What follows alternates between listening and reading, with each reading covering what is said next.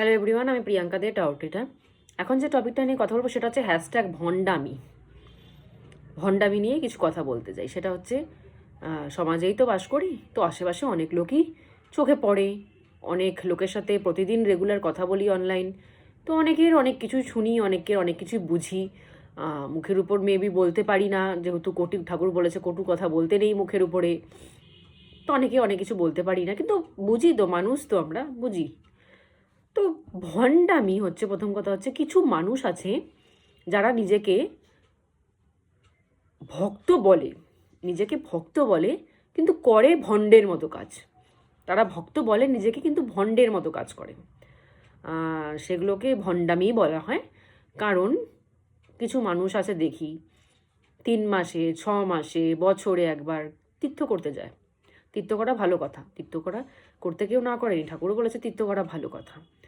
কিন্তু মানুষ তীর্থ করতে যাচ্ছে, সেটার থেকে বেশি মানে মানুষের ফোকাসটা হচ্ছে ফটো তুলে ফেসবুকে ছাড়া, যে আমি তীর্থ করতে যাচ্ছি, প্রতি 3 মাসে আমি তীর্থ করি, প্রতি 6 মাসে আমি তীর্থ করি, প্রতি বছর আমি তীর্থে যাই। মানে মানুষের দিখাবারটা এখন খুব বেশি হয়ে গেছে। ঠাকুর দিখাবারটা পছন্দ করে না। ঠাকুর এটা বলেনি তুমি দেখাও মানুষকে যে আমি কত বড় ভক্ত। ঠাকুর মানতে হলে মন থেকে মানো। ঘরে বসেও তীর্থ না করলেও ঘরে বসেও ঠাকুর মানা যায়। ঠাকুর যে সব জায়গায় গিয়ে লাইনে দাঁড়িয়ে পুজো দিতে বলেছে সেরকম কোনো ব্যাপার নেই। ঠাকুর ঘরে বসেও যে নাম জপ করবে সেম রেজাল্ট পাওয়া যায়, তীর্থ করলে যে রেজাল্ট পাওয়া যায় ঘরে বসে নাম জপ করলেও সেম রেজাল্ট পাওয়া যায়। কিন্তু কিছু মানুষ আছে যে ঘরে বসে নাম জপ করছে, সেটা তো আর মানুষকে দেখানো যাবে না। তীর্থ করতে যাচ্ছি আমি প্রতি বছর বছর, সেটা ফেসবুকে আপলোড করলে সেটা তো দেখা যাবে। তো তীর্থ করতে যাচ্ছি ফেসবুকে আপলোড করছি, সেটাও খুব বড় ব্যাপার, কোনো একটা বড় ভুল নয়। ব্যাপারটা হলো যে যারা প্রতি 3 মাস অন্তর অন্তর 6 মাস অন্তর অন্তর তীর্থ করতে যায়, এত ভক্ত। কিছু কিছু মানুষ আছে দেখি আমি সকালবেলার থেকে রাত পর্যন্ত ঘরে ঠাকুরের গান চালিয়ে রেখে দিয়েছে। সত্যি কথা বলতে আমার সেরকম টাইম হয় না সকালবেলার থেকে রাত পর্যন্ত ঠাকুরের গান চালিয়ে রেখে দেবো, কারণ আমার সারাদিন ওয়াক করতে হয়। ঠাকুরের নাম ধ্যান করতে হচ্ছে, মানুষকে ঠাকুরের কথা বলতে হচ্ছে, প্লাস ওয়াক করতে হচ্ছে, রিডিং করতে হয়। আমার নিজেরই টাইম হয় না সকাল থেকে রাত পর্যন্ত ঠাকুরের গান চালিয়ে রেখে দেবো। এরকম মানুষজন দেখি সকাল থেকে রাত পর্যন্ত ঠাকুরের গান চালিয়ে রাখছে, 3 থেকে 6 মাস অন্তর অন্তর তীর্থে যাচ্ছে। তারপরেও তাদের ঘরে অ্যাক্সিডেন্ট হচ্ছে, তারপরেও তাদের ঘরে চুরি হচ্ছে, তারপরেও তাদের ঘরে মারপিট হচ্ছে, তারপরেও তাদের ঘরে টাকার প্রবলেম, তারপরেও তাদের সংসারে কারোর সাথে কারো বনিবনাত নেই। মানে জঘন্য লেভেলের অবস্থা। তাদের মুখে বড় বড় ভক্তের কথা, বড় বড় বাণী, বড় বড় ঠাকুরের কথা। তারা আবার মাছ মাংস খাচ্ছে, মাছ মাংস খেয়ে বৃন্দাবনে যাচ্ছে তীর্থ করতে, মাছ মাংস খেয়ে প্রেমানন্দ মহারাজজির কাছে যাচ্ছে তীর্থ করতে। প্রতিবার তীর্থ করতে প্রেমানন্দ মহারাজজির সামনে গিয়ে বসে, এদিকে বাড়িতে এসে মাছ মাংস খায়। এটা কি এরকম তীর্থ ভাই? এটা কি এরকম ভক্তামি না ভণ্ডামি? কোনটা এটা? মানে অবাক লাগে এগুলো দেখলে পরে। প্রেমানন্দ মহারাজ সবসময় বলেন মাছ মাংস পেঁয়াজ রসুন ছেড়ে দিতে। তো আমি তার সামনে গিয়ে বসে কি হবে? আমি যখন তার বাণী ফলো করতে পারছি না, তো আমি প্রতি বছর বছর তার সামনে গিয়ে বসে কি হবে? আমি যদি তার সামনে না গিয়ে তার বাণীটা, অনলাইনে যেসব বাণীগুলো তিনি দিচ্ছেন, সেগুলো যদি আমি ঘরে বসে ফলো করি, সেটাতে আমার বেশি রেজাল্ট হবে না আমি তার সামনে প্রতি বছর গিয়ে তাকে চোখে দেখে আসছি, এদিকে তার কোনো বাণী ফলো করি না, আমি ঘরে এসে মাছ মাংস ভক্ষণ করছি? কোনটা বেশি কার্যকরী হবে? আমি সেরকম তীর্থ করে বেড়াই না। আমি কোনো ঠাকুরের সেরকম মন্দিরে গিয়ে আমার খুব প্রবলেম হয় লাইনে দাঁড়িয়ে মন্দিরে দাঁড়াতে, আমার প্রবলেম হয়, আমি যাই না তীর্থ করতে কোথাও। কিন্তু আমি ঘরে বসে অলরেডি ঠাকুরের নাম চ্যান্টিং করেই যাচ্ছি, আমি কোনো বন্ধ নেই। আমি ঘরে বসে আমার ঠাকুরের সব বাণী ফলো করি। ঘরে বসে আমার ঠাকুর আমাকে একদিন বলেছে পেঁয়াজ রসুন খাসনে আর মাছ মাংস মাদক ছাড়, একদিন বলেছে, আমি পরের দিন থেকে সব ছেড়ে দিয়েছি। তো এটা হচ্ছে ঠাকুরের বাণী ফলো করা, এটাকে তীর্থ বলে। এটাকে মানুষ তীর্থ মানে বোঝে হচ্ছে আমি ঘুরে ঘুরে ঠাকুরের মন্দিরে যাব, লাইনে দাঁড়িয়ে থেকে পুজো দিব, সেটা তীর্থ।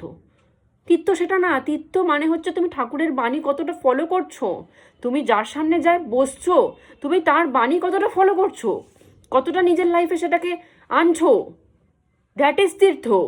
তীর্থ মানে এই না যে আমি প্রতি 3 মাস 6 মাস অন্তর অন্তর আমি ঘুরতে যাচ্ছি, এটাকে হিসাবে ঘোরা বলে, এটাকে তীর্থ বলে, এটাকে ঘুরতে যাওয়া বলে। এটা তীর্থ না। আমি তীর্থ করছি, ঠাকুরের নাম করছি বড় বড়, ঘরে ঠাকুরের গান চালিয়ে রেখে দিয়েছি, এদিকে মাছ মাংস রান্না করে খাচ্ছি, এদিকে প্রেমানন্দ মহারাজের সামনে বসছি, যে নাকি সবাইকে এটাই উপদেশ দেন যে কেউ মাছ মাংস খাবে না, কেউ মাছ মাংস খাবে না। প্রেমানন্দ মহারাজ সবসময় এটা বলেন। তার বাণী আমি এক কান্দে শুনছি, এক কান্দে বের করে দিচ্ছি, কিন্তু তাকে আমি প্রতি বছর গিয়ে দেখছি, চোখের দেখা দেখে আসছি। এটাই বড় তীর্থ। কাউকে চোখের দেখা দেখে যদি তীর্থ হয়ে যেত, তাহলে তো দুর্যোধন প্রতিদিন কৃষ্ণকে দেখছেন, শ্রীকৃষ্ণকে চোখের দেখা দেখছেন, দুঃশাসন প্রতিদিন শ্রীকৃষ্ণকে চোখের দেখা দেখছেন, তাদের তীর্থ হয়ে গেছে? তারা ভক্ত হইতে পেরেছিল? পারেনি তো। সুতরাং ভক্ত হতে গেলে ভণ্ডামি ছাড়ুন। প্রথম কথা, ভণ্ডামি করবেন না। তীর্থ করা ভালো কথা, করুন, কিন্তু ঠাকুর যেসব বাণী বলে গেছে ঠাকুরের পথে সেগুলো চলুন। বাণীগুলো ঘরে বসে ফলো করুন, বাইরে না গিয়ে, লাইনে না দাঁড়িয়ে ঘরে বসে বাণী ফলো করুন। নিজেকে সেভাবে বানান যে আমি ঠাকুরের সব বাণী ফলো করব, তার কথা মেনে চলবো।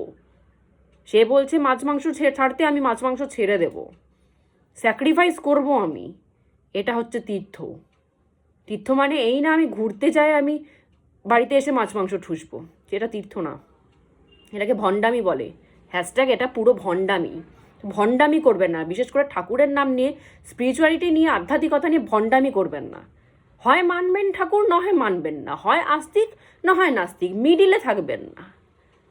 আমি এদিকে ঠাকুর পুজো করছি, গান চালিয়ে রাখছি, নাম জপ করছি, এদিকে কাউন্টার নিয়ে এসেছি ঘরে, এদিকে বড় করে প্রেমানন্দ মহারাজের ফটো লাগিয়ে বসে আছি, এদিকে আমি মাছ মাংস খাচ্ছি, তার কোনো বাণী আমি ফলো করছি না। তার ফটো লাগিয়ে রেখেছি, তাকে প্রতি বছর গিয়ে দেখে আসছি, তার কোনো বাণী আমি ফলো করব না। এটাকে কি বলে? ভণ্ডামি বলে। এটাকে ভক্ত বলে না, এটাকে ভণ্ডামি বলে। সুতরাং ভণ্ডামি বন্ধ করুন, ভণ্ডামি করবেন না। যদি ভক্ত হতে পারেন, ভক্ত হবেন। ভক্ত কি করে হয়? ঠাকুরের সব বাণী ফলো করুন। সে যেভাবে বাণী লিখে গেছেন, যেভাবে বলছেন, প্রেমানন্দ মহারাজ যেভাবে বলছেন, সেটা ফলো করুন, নিজের লাইফে ফলো করুন, তাহলে সেটাকে ভক্ত বলে। ফটো লাগিয়ে নাম কাউন্টার সামনে রেখে দিলেই ভক্ত হয়ে যায় না কেউ। সুতরাং ভণ্ডামি, হয় ফুল আস্তিক হবেন, নাহলে ফুল নাস্তিক হবেন, মিডিলে থাকবেন না। মিডিল ম্যানদের কেউ পছন্দ করে না। হয় ইস্পার নয় ইস্পার, মিডিলে থাকবেন না। তো ভণ্ডামি বন্ধ করে ভক্ত হওয়ার চেষ্টা করুন, কাজে দেবে। না হলে ওই প্রতি বছর বৃন্দাবনে যাবেন, প্রেমানন্দ মহারাজের সামনে বসবেন, ঘরে এসে অ্যাক্সিডেন্ট হবে, ঘরে এসে চুরি হবে, ঘরে এসে মানুষের হাত পা ভাঙবে, ঘরে এসে ঝগড়া কাচাল মারপিট হবে, সব হচ্ছে। নর্মাল মানুষের যেগুলো প্রবলেম ফেস করছে, এই যারা ভণ্ডামি করে বেড়াচ্ছে তারা সেম প্রবলেম ফেস করছে। ঠাকুর ধরলে, ঠাকুরের বাণী ফলো করলে, ঠাকুরের পথে যদি কেউ চলে, তার লাইফে কোনো অ্যাক্সিডেন্ট হতে পারে না, হবেই না তার লাইফে অ্যাক্সিডেন্ট। কষ্ট হবে, যারা স্পিরিচুয়াল মানুষ তাদের লাইফেও কষ্ট হয়, কিন্তু তাদের ঘরে আকস্মিক চুরি হয়ে গেল, তাদের ঘরে আকস্মিক অ্যাক্সিডেন্ট হয়ে গেল, এগুলো কখনো ভক্তের ঘরে এগুলো কখনো হয় না। আমি তো মানবো না, ভক্তের ঘরে আকস্মিক কিছু হয় না। ভক্তকে কষ্ট দেয় ঠাকুর, মানছি, ভক্তেরও কষ্ট দেয়। কেন?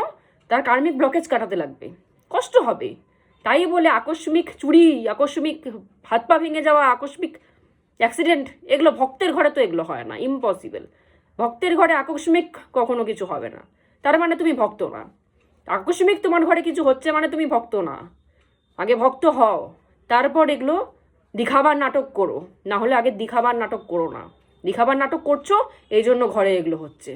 দিখাবার নাটক বন্ধ করো, না হলে ভক্ত হও, যে কোনো একটা করো। না হলে আকস্মিক ঘরে এগুলো চলতে থাকবে।